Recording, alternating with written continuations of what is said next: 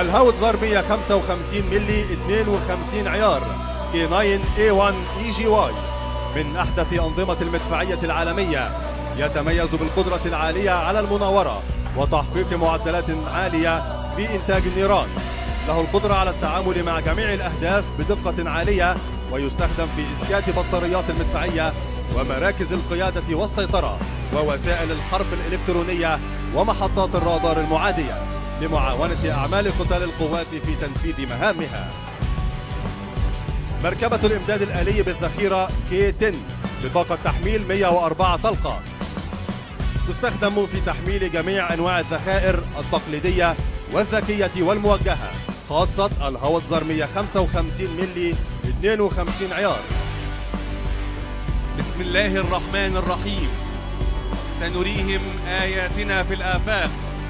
صدق الله العظيم. هذا هو شعارهم وتلك هي مبادئهم.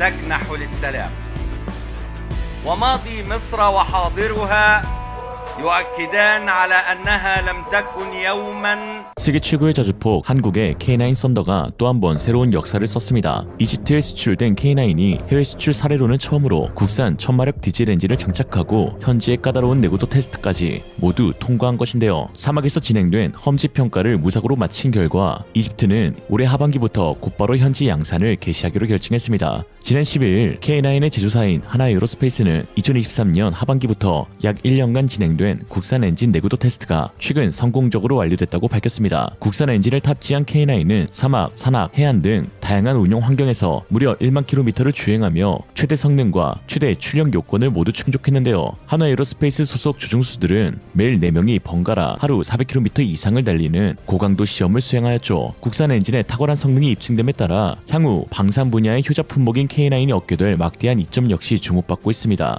K9 자주포는 전세계 자주포 시장의 70%를 점유하고 11개국에 수출될 만큼 글로벌 무기 시장에서 두각을 드러내고 있지만 정작 그동안 엔진은 독일 MTU사의 엔진을 면허 생산해 왔는데요. 이에 수출을 추진할 때마다 독일 정부의 승인을 받아야 했던 점이 걸림돌이었습니다. 실제로 독일과 인권 문제로 갈등을 빚고 있는 중동 국가로의 K9 수출이 무산된 사례도 있었고, 자주포의 실물을 해외 방산 전시회에 전시할 때조차 엔진 때문에 독일 측의 승인을 받아야 했습니다. 이에 정부는 STX 엔진, 하나에어로스페이스, 한국자동차연구원 등 산학연이 협력해 750억 원을 투입한 끝 작년 K9 엔진 국산화에 성공했으며 이번 이집트 수출로 첫 국산 엔진 해외 수출이라는 쾌거를 이룬 것이죠. 심지어 국산 엔진은 기존 독일산 MTU 엔진보다 성능과 경제성 모두 앞선다는 평가를 받고 있습니다. STX 엔진이 개발한 K9용 엔진은 전격 회전수와 냉각 방식 등에서 동등한 성능을 발휘하면서도 연비가 5% 향상되었고 중량 역시 더욱 가벼워졌는데요. 이에 대해 STX 엔진 이상수 대표는 수출 제약이 사라지는 것은 물론 기술 이전에 따른 기술료나 로열티가 반영구적으로 우리 회사의 사업 모델이 될 수 있다라고 자신감을 표했습니다. 조마조마했던 이집트 내구도 테스트에서도 K9은 완벽한 합격점을 받아 현지 반응은 매우 뜨거운 상태인데요.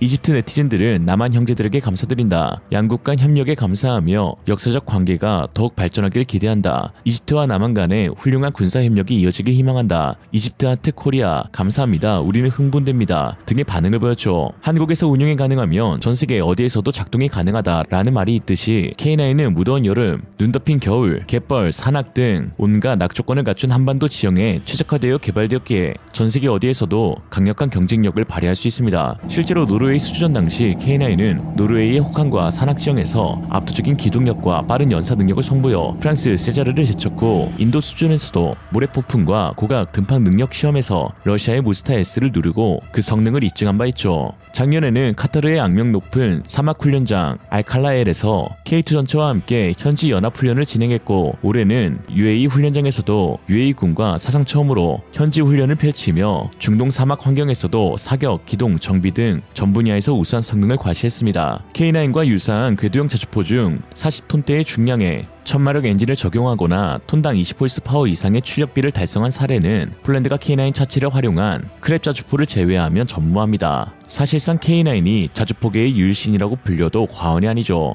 이집트가 한국산 엔진의 베타 테스터를 자처하며 무한한 신뢰를 보냈던 이유는 이집트가 세계 5위의 포병 강국이면서도 K9 같은 첨단 자주포를 운용해 본 적이 없기 때문입니다. 이집트군은 미국산 M109A5 자주포 약 370문, M110A2 143문을 운용 중이며 나머지는 구수련제 122mm 견인포가 주력인데요. 약 1500문 이상을 보유한 막강한 화포 전력을 갖추고 있음에도 질적으로는 상위 국가들은 물론 주변국에 비해서도 열세였습니다. 그때 K9이 이집트에 등장해 2년 전 해상 표적 사격 테스트에서 미친 정확도를 선보였고 이것이 결정적으로 이집트의 관심을 끌었던 것이죠. 이집트 고위 관료와 포병 부대가 참관한 자리에서 K9은 15km 밖 해상에 떠있는 40x40m 부표 표적을 정확히 타격했는데요. 하나에어로스페이스 박광수 부장은 K9 자주포는 40x40m 크기의 표적 정도는 100% 정확하게 맞출 수 있다며 자신감을 드러내었습니다. 일반적으로 고속정의 길이가 약 40m, 초기함은 100m, 세종대왕급 부축함은 166m 정도죠. 즉 지중해와 홍해를 접하고 있는 이집트 입장에서는 필요시 K9으로 해안 포병전까지 수행할 수 있으니 수상 표적에 대한 높은 정확도가 매력적일 수밖에 없는 것입니다. 평소엔 육상 포병 작전에 투입하다가 유사시 해안 방어 임무까지 맡길 수 있으니 일석이조인 셈이죠. K9 자주포가 다른 경쟁 자주포보다 더 뛰어난 명중률을 지닌 이유는 바로 최첨단 전자식 사격 통제 장치를 보유했기 때문입니다. 즉 FDC 사격 지휘소인 K11 지휘장갑차에 BTCS로부터 사격 명령을 수신하는 것은 물론이고 항법, 구동, 이송, 장전 장치, 온도 센서 등에서 얻은 데이터를 토대로 스스로 사격 자원을 계산해 독립적인 사격 준비를 마칠 수 있는데요. 또한 K9 컴퓨터 시스템에 탄도 프로그램이 내장되어 기존의 사표를 이용한 방식보다 훨씬 빠르고 정확하게 사격 재원을 산출할 수 있으며 자동으로 각종 장치에 명령을 내리고 상태를 인지하여 알려줄 수 있어 별도의 조작이 거의 필요 없이 사격 임무를 자동화할 수 있도록 만들어줄 수 있습니다. 게다가 포구 초속 측정기가 달려있어 발사 후 측정된 포구 초속 데이터를 곧바로 사격 지원에 반영할 수 있는데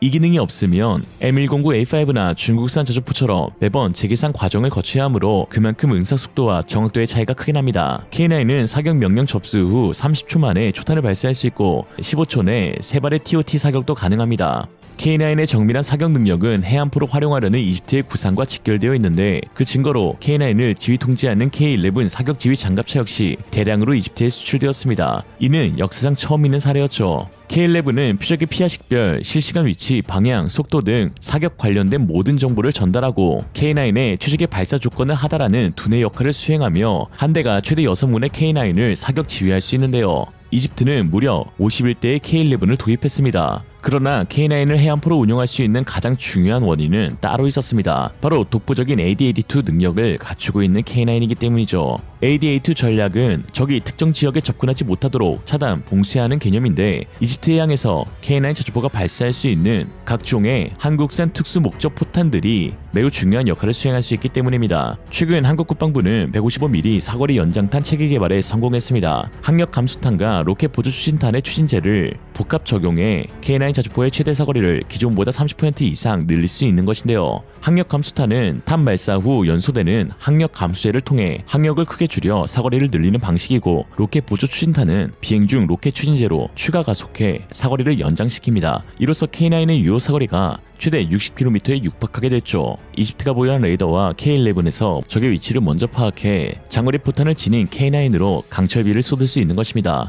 이처럼 AD-82에서 장거리 타격은 필수적이지만 탄도미사일, 순항미사일, 에미랄스는 비용이 억소리 나게 많이 든다는 단점이 있는데요. 그러나 몇백만 원에 불과한 사거리 연장탄을 쓰는 자주포는 경제성을 갖추면서도 정확도가 높아 포병의 정밀 타격 능력이 올라갈수록 고가 미사일 사용 빈도를 낮춰 전비 절감 효과까지 기대할 수 있습니다. 뿐만 아니라 포탄 강국으로 불리는 한국은 지역거부탄, 정밀 유도포탄, DPI-CM탄 등 다양한 탄종을 개발 양산 중이기에 AD-82 전장에서 K9 자주포의 전술적 가치를 극대화할 수 있습니다. 게다가 이전에는 정밀 타격이 필요하려면 반드시 항공 전력의 지원이 필수였지만 우수한 사격 통제 체계를 갖춘 K9 자주포라면 독립적으로 정밀 사격이 가능하고 DPI-CM탄을 통해 광역 타격이 가능하므로 해상에서 적의 기동을 차단해 전장 주도권을 확보하는 데도 크게 기여할 수 있죠. 결국 K9 한 대만으로 자주포, 해안포, AD-82까지 일석삼조의 효과를 볼 수 있습니다. 가히 포방구라는 별칭이 붙을 만한 대한민국의 대표 포병 전력다운 모습이죠. 이러니 이집트에서 엔진만 국산화하면 바로 구매하겠다 라고 적극적으로 달려든 것도 무리가 아닙니다. 오늘의 한 줄 평, 이러다 K9 ICBM도 만들겠네.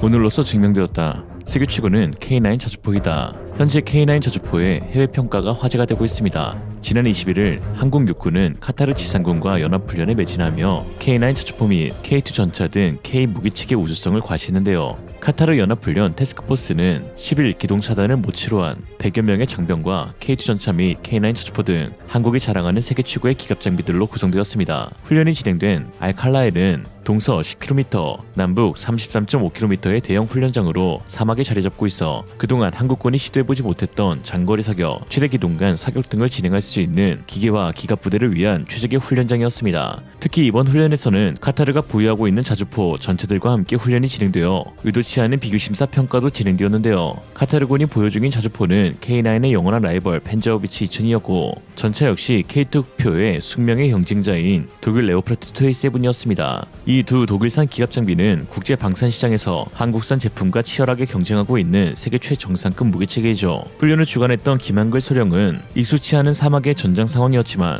우리 군이 보유한 전투 수행 능력과 또한 그 가운데 무기체계의 우수성을 확실하게 보여준 계기가 되었다 라고 자신감 있게 말했습니다. 이례적으로 카타르의 사드알 대대장 역시 한국군이 운용 중인 장비의 뛰어난 현지 적응력을 엿볼 수 있었으며 실제 훈련에서 보여준 성능은 그 어느 무기체계들에 전혀 뒤처지지 않는다 라고 호평하였죠. 이처럼 해외에서 유독 더욱 칭찬받고 있는 한국산 무기들인데요. K9 자주포의 경우 벌써 10개국에서 운영하고 있는 베스트셀러 자주포로 특히 방산 선진국으로 알려진 나토 회원국에만 6개국 이상 수출되었으며 누적 수출액은 13조 원을 돌파했습니다. 예정된 계약 물량이 원활하게 수출되면 K9 점유율이 70%를 넘어서게 될 것이 유력한 상황입니다. 이런 상황 가운데 최근 유럽에서 폴란드 다음으로 가장 많은 수의 K9을 도입한 핀란드는 자국이 보유 중인 최강 화력체계 K9 무카리의 영상을 공개했는데요. 핀란드는 48문의 K9을 구입한 후 너무나 만족하여 추가 48문을 도입하면서 무카리 최강 해머라는 이름을 붙여주었습니다. 해당 영상에서는 진흙투성이의 숲길에서 사격 위치로 이동 중인 K9이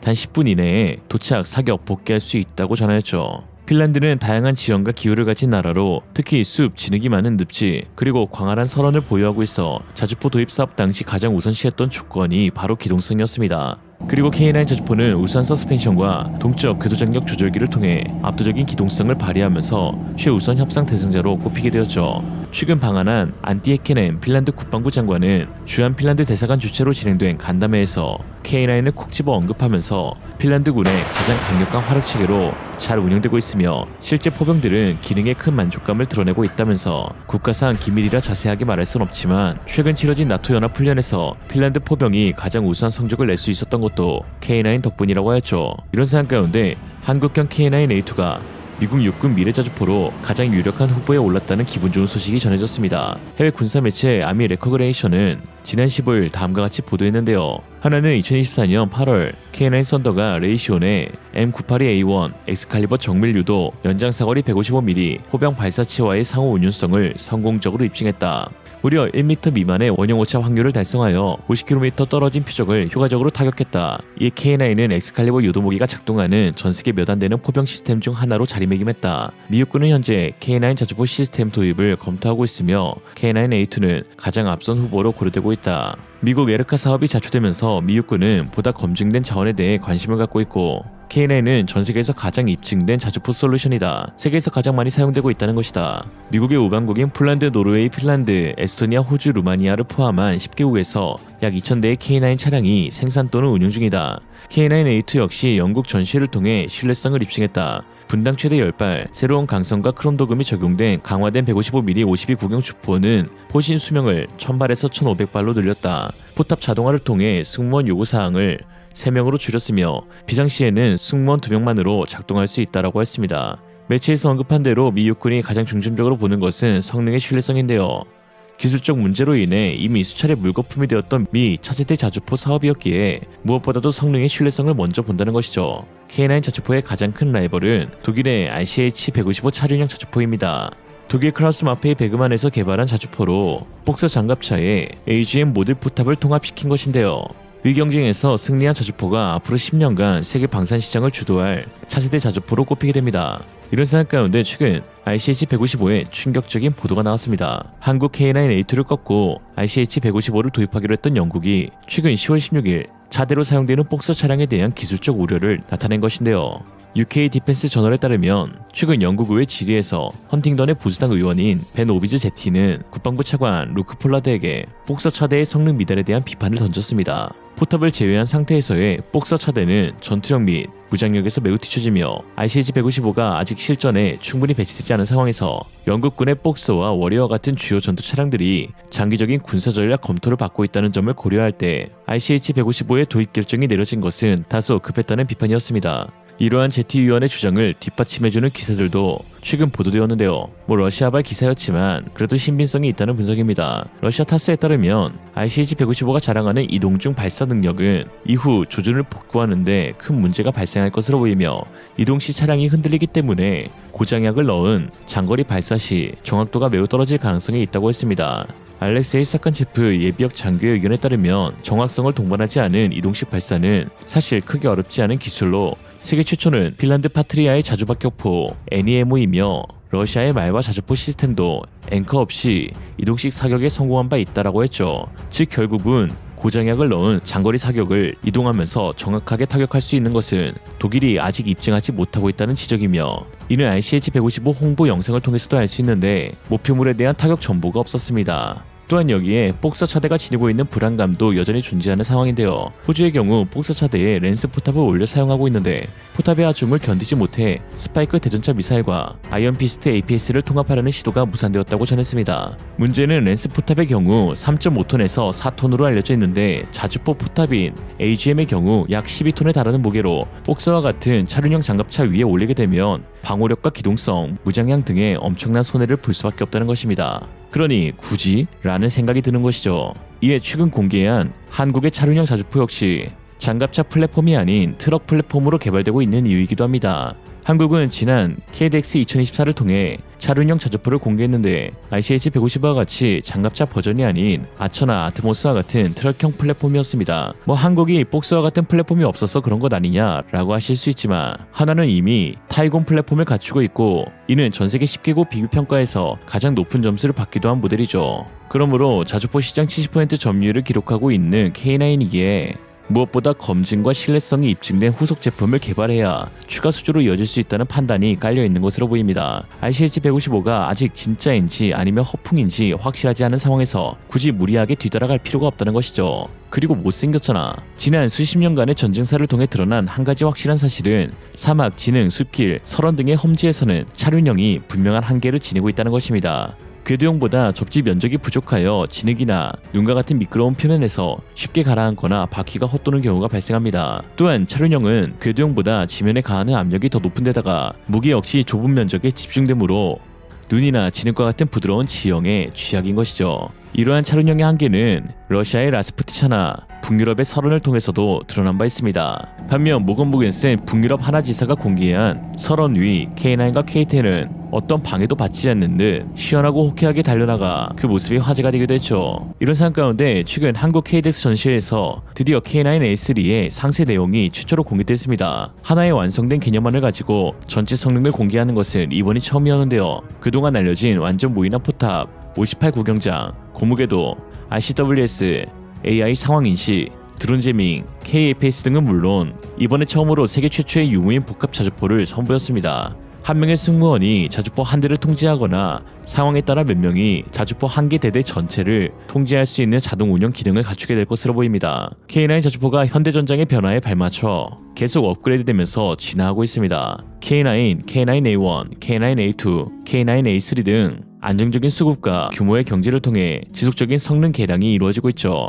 돈이 있다고 무조건 최고의 자주포가 개발되는 것도 아닙니다. 미국이 지난 30년 동안 자주포 개발에 투자한 돈만 수조 원이었지만 취소만 수차례였습니다. 무엇이든 한 번에 이루어지는 것은 없으며 차곡차곡 기술력이 쌓여야 다음 단계로 나아갈 수 있는 것이죠. 한 번에 39 구경장에서 58 구경장으로 퀀텀 점프를 하고 싶었지만 실패했던 미국처럼 또 생산포기 펜저어비치 2000에서 RCH-155로 퀀텀 점프했던 독일 역시 현재 불안한 상황입니다. 반면 한국 K9은 포신, 포탑, 차대 엔진까지 국산화에 성공하면서 차곡차곡 개발한 신기술들을 하나씩 적용하며 세계 최고의 자주포를 만들어내었죠. 2000대가 쓰이는데 또 어떻게 입증해야 할 필요가 있을까? 오늘의 한 줄 평, 10년 후 K9A13 공개.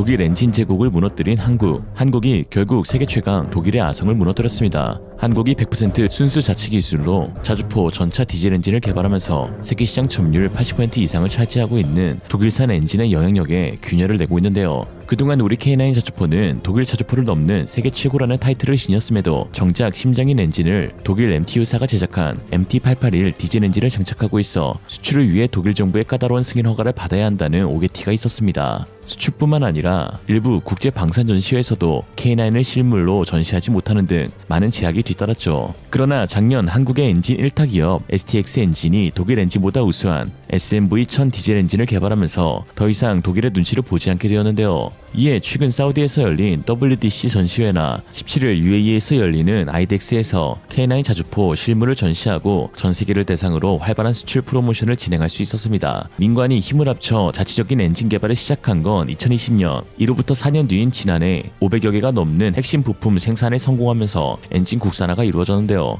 개발이 이루어진 지 1년도 채 되지 않은 시점 벌써 국산 디젤 엔진은 해외에 수출되기까지 하였습니다. 바로 2022년 2조 원 규모의 K9 자주포 계약을 체결한 이집트가 1년간의 혹독한 사막 현지 테스트를 끝내고 최종적으로 한국산 엔진을 도입하기로 결정하였기 때문이죠. 약 1만 킬로미터 이상 현지에서 진행된 주행 테스트에서 한화 소속 조종사들은 매일 100km 이상을 뜨거운 열기가 가득한 중동기후 편안치 않은 조종 속에서 사막과 산악으로 향했습니다. 자주포는 보병 전투 차량이나 전차와 달리 주행하면서 전투를 치르는 장비가 아닌 슈덴 스쿱을 통한 빠르게 사격 후 빠지는 화력 체계로 일반적으로 100km 이상을 한 번에 주행하는 것은 상당히 이례적인 일이라 할 수 있습니다. 조종수 임무를 맡은 한화의 신창용 기술사원은 보통 아침 점심 식사는 먹지 못했다면서 날씨도 더운데다 식사를 못하니 살이 쭉 빠질 정도로 혹독한 테스트였다 라고 말했죠. K9 자주포는 이러한 까다로운 테스트를 모두 무사고 100% 클린 주행으로 마치며 이집트의 무한한 신뢰를 얻게 되었습니다. 또한 전차의 엔진 역시 한국은 세계에서 두 번째로 개발에 성공하며 최근엔 국산 변속기까지 개발에 성공해 한국 고유의 파워팩을 개발해 내었는데요. 두산 DV27K 엔진과 S&T 다이내믹스 EST15K 변속기로 구성된 한국형 전차 파워팩은 2022년 3월 터키에 도착하여 알타이 시제품의 샘플 형태로 탑재되었고 이후 8개월 동안 터키의 사막 지형에서 수천 킬로미터가 넘는 거리를 쉴 수 없이 기동하는 가혹한 테스트를 마친 뒤 결국 수출이 이루어졌습니다. 현지 매체 디펜스이어는 한국산 파워팩을 두고 하이찬스, 즉 대단히 높은 가능성을 지녔다고 표현하면서 모든 테스트에서 성공적인 모습을 보였다고 했죠. 한국산 디젤 엔진의 이러한 성과는 그동안 유럽뿐만 아니라 세계를 호령한 독일 디젤 엔진 제국을 무너뜨리고 있습니다. 독일은 군용 디젤 엔진 분야에서 오랜 전통과 기술력을 쌓아온 국가로 특히 MTU사는 세계적으로 높은 인지도와 시장 점유율을 차지하고 있습니다. 대표적인 예로 독일의 주력 전차 레오파르트 2 시리즈와 여러 자주포 장갑차 등에 탑재된 MTU 엔진은 각국 육군의 신뢰를 받았는데요. 레오파르트만 해도 현재까지 15개 이상의 국가에서 운용되고 있을 정도로 널리 수출되었고 전차 자주포를 자체 개발한 국가라 할지라도 성능이 입증된 MTU사의 디젤 엔진을 도입하여 사실상 디젤 엔진 계열에서 독점 체제를 갖췄다고 봐도 무방하였죠. 전차 외에도 자주포, 장갑차, 해병대, 상륙 장비 등의 MTU 파워팩이 적용되어 왔으며 인도나 중동, 동남아시아 국가, 심지어 중국 역시 독일산 디젤 엔진이 사용되곤 했습니다. 이처럼 독일 디젤 엔진 업체들은 글로벌 시장에서 막강한 영향력을 행사해 왔는데 이제는 한국의 방산업체들이 자체 파워팩 개발에 세계 두 번째로 성공하며 독일 의존도가 서서히 줄어들고 있는 추세이죠. 특히 세계 시장 점유율 70% 이상을 차지하는 K9의 엔진 국산화는 그야말로 신의 한 수가 되었는데 독일이 주도하던 시장 구도를 앞으로 한국과 독일이 양분할 것으로 기대됩니다. 왜냐하면 미국은 군용 궤도 차량에 있어 디젤 엔진 대신 가스터빈을 채택해 왔기 때문입니다. 특히 M1 에이브람스 전차가 그 대표 주자인데요. AGT 1500 가스터빈 엔진을 탑재하고 있는데 다양한 파생형에도 모두 동일하게 가스터빈 계열이 적용됩니다. 가스터빈은 기본적으로 항공기 엔진 기술을 응용한 형태이기 때문에 고출력을 기반으로 한 높은 주행 성능이 장점이지만 정비가 까다롭고 디젤 엔진 대비 연료 소비가 매우 많습니다. 또한 구조가 복잡하여 정비 시 반드시 전문적 기술과 부품이 필요한데요. 여기에 배기가스 온도도 매우 높아 열 추적 위협에 더 쉽게 노출될 수 있으며 후방 근접 장병이 열기에 화상을 입는 경우도 종종 있습니다. 당연히 엔진 내부 부품들이 고열을 견뎌야 하므로 값비싼 재료도 필요하죠. 그럼 왜 미국은 가스터빈을 채택했냐? 이는 냉전인 1970에서 80년대 항공기 엔진 분야에서 미국이 앞서 있었고 군사적으로도 더 빠르고 강력한 전차라는 상징이 중요했기 때문에 유지 비용이 높더라도 고성능을 선택한 측면이 있습니다. 반면 한국과 독일의 디젤 엔진은 연료 효율성, 낮은 유지 정비 비용, 안정된 운용 신뢰도, 경제성과 글로벌 표준이라는 점에서 가스터빈을 압도하고 있죠. 현재 대다수의 국가들 역시 가스터빈보다 디젤 엔진을 더욱 중시하고 있는 상황입니다. 이런 상황 가운데 최근 또 하나 놀라운 소식이 전해졌습니다. 한국산 저주포 디젤 엔진이 이집트에 수출되었다는 소식이 전해진 지 얼마 되지 않아 유럽에서도 한국산 디젤 엔진을 수출하게 되었다는 소식이 전해졌는데요. K9 50여문을 구입하기로 한 루마니아가 해당 K9에 한국에서 개발된 디젤 엔진을 장착하게 되었다는 것이었습니다. 지난 2월 13일 현지 매체 디펜스 루마니아는 K9 저주포에 새로운 엔진이 장착되었는데 이는 한국에서 개발되고 루마니아 현지에서 생산될 KTX 엔진이다 라고 하였습니다. 루마니아가 현지에서 엔진 테스트를 진행한 것도 아니고 심지어 국산 엔진이 개발된 지도 얼마 안 되었으며 여기에 한국에서도 아직 도입되지 않은 상태인데 왜 루마니아는 어찌 보면 겁도 없이 스스로 막대한 자금을 들이면서까지 한국 엔진의 베타 테스터를 자처한 것일까요? 가장 큰 요인은 한국 무기에 대한 신뢰가 상당히 높다는 점, 그리고 숨겨진 다른 비밀은 향후 레드백 장갑차를 도입하기 위해 체계 통합 측면이란 장점이 크게 작용한 것으로 보입니다. 루마니아 매체에 따르면 가까운 미래에 한화가 생산하는 레드백 전투 장갑차를 도입하게 될 가능성이 높아졌다고 했는데요. 그러면서 만약 루마니아의 레드백 도입이 확정된다면 동종의 한국산 파워팩, 통신, 사격 통제 체계 등이 사용될 수 있다고 했습니다. 실제로 하나는 루마니아에 대규모 공장을 세워 K9 현지 생산 조립 계획을 밝혔는데 여기서 레드백 장갑차가 함께 생산될 가능성이 높죠. 지난 10일 외신에 따르면 루마니아 정부는 올해 300대에 달하는 IFV 도입을 위한 입찰 절차를 개시할 것이라고 밝혔습니다. 총 규모는 무려 300억 유로, 4조 4,890억 원에 육박할 것으로 보이는데요. 이번 사업은 두 단계로 진행되는데 1단계에서는 IFV 246대와 시뮬레이터 및 물류 지원 장비를 구매하는데 약 25억 유로가 투입되고 이후 50대가 추가 도입된다고 합니다. 전문가들은 한화의 레드백, 독일 라인멘탈의 링스, BAE 시스템의 CV90, 그리고 제너럴 다이내믹스의 ASCOD의 4파전으로 내다보고 있습니다. 특히 독일 링스는 호주 IFV 사업에서 레드백과 마지막까지 경쟁한 장갑차인데요. 그러나 호주 수주전에서 이미 한국의 레드백은 독일산 링스에 모든 면에서 압도적인 우위를 보여주었고 호주 정부는 지난 2023년 레드백 129대를 도입하기 위해 3조 2천억 원 규모의 계약을 체결한 바 있습니다. 그리고 그 레드백 차체가 바로 한화에서 개발한 K9용 차체이고 파워팩도 K9과 동일하기에 루마니아 현지에서도 K9과 레드백의 동시 도입은 엄청난 기술적, 경제적 시너지 효과를 가져다 줄 것이란 평가를 내리고 있는 것이죠. 루마니아의 장갑차 사업 규모만 해도 4조 4천억 원, 거기다 자주포 50여문의 가격 1조 2천억 원, 앞으로 국산 파워팩까지 장착한 K2 전차 300대 사업인 8조 원까지 합치면 루마니아가 한국에 풀 수 있는 돈이 14조에 육박합니다. 특히나 엔진 국산화로 인해서 한국 기업들이 가져가는 이익은 대폭 향상되는데요. 일반적으로 전차나 자주포 등 궤도식 장비의 전체 제작비, 즉 차체, 포탑, 각종 전자장비, 사격 통제 장치 등을 100으로 볼 때 파워팩이 차지하는 비중은 대략 30% 정도로 높은 비중을 차지하기 때문입니다. 과거 독일의 한 군사 전문가는 한국산 전차와 자주포를 비방하며 현대차가 포르쉐를 따라올 수 없다면서 기술의 격차는 절대 좁혀지지 않을 것이라고 호언장담했습니다. 그러나 한국인들은 이미 수많은 불가능을 가능으로 만들어온 저력으로 독일이라는 엔진 제국을 무너뜨리려 하고 있습니다. 그리고 지금같이 어려운 불경기 속에서도 우리는 또 한 번 기적을 써내려갈 준비를 하고 있죠. 끝없는 도전과 열정으로 불타오르는 한국의 힘, 이번에도 세계를 다시 한번 놀라게 할 것입니다. 오늘의 한 줄평, 한국은 이미 35년 전부터 따라잡고 있었다.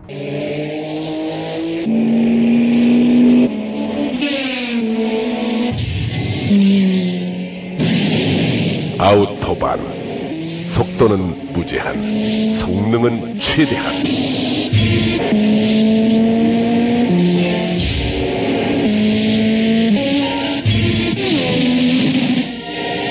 세계의 명차와 함께 달린다.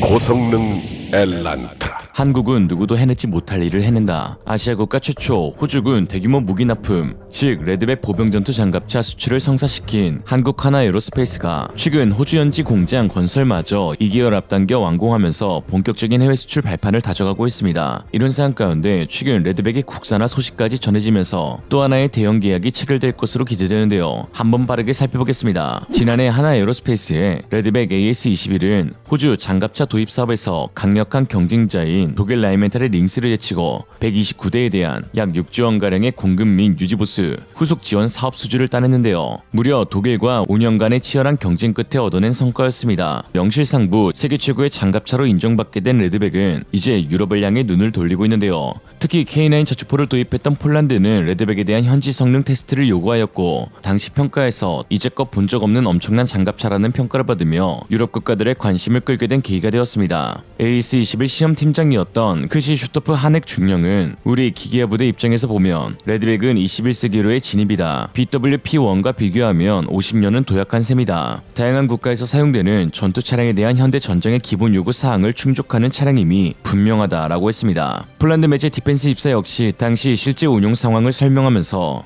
지금까지 테스트 팀원들의 코멘트는 장갑차에 대한 칭찬으로 가득 차 있고 이들은 시스템의 네트워크 특성, 무기 시스템 작동의 직관성, 열 화상 시스템을 이용한 야간 주행 등을 높이 평가했다라고 했죠. AS-21 Redback to bojowy wóz piechoty wywodzący się z firmy Hanwha Defense. Powstał na potrzeby armii australijskiej i to w tym państwie przeszedł bardzo wymagające testy. Teraz wzięli go pod lupę żołnierze 18 Dywizji Zmechanizowanej, którzy sprawdzają, czy spełnia on wymogi polskich sił zbrojnych. Do testu poznawczego został wyznaczony zespół z 18 Dywizji Zmechanizowanej. Praktycznie opiera się on o żołnierzy 3 Zamojskiego Batalionu Zmechanizowanego i 19 Batalionu Zmechanizowanego z Chełma. Rozpoczynamy te testy tak naprawdę przez okres 2 tygodni, czyli do końca miesiąca potrwają. One opierać się będą w głównej mierze na sprawdzeniu możliwości załadunkowych, możliwości ogniowych, manewrowych pojazdu. Będą realizowane w ramach tego oczywiście strzelania, a także przemieszczania się na większe odległości, brodzenie, czyli pokonywanie przeszkody wodnej i możliwości współdziałania żołnierzy piechoty z wozem bojowym. Masa AS-21 Redback, jak informuje producent, w zależności od wyposażenia może sięgać od 42 do 45 ton.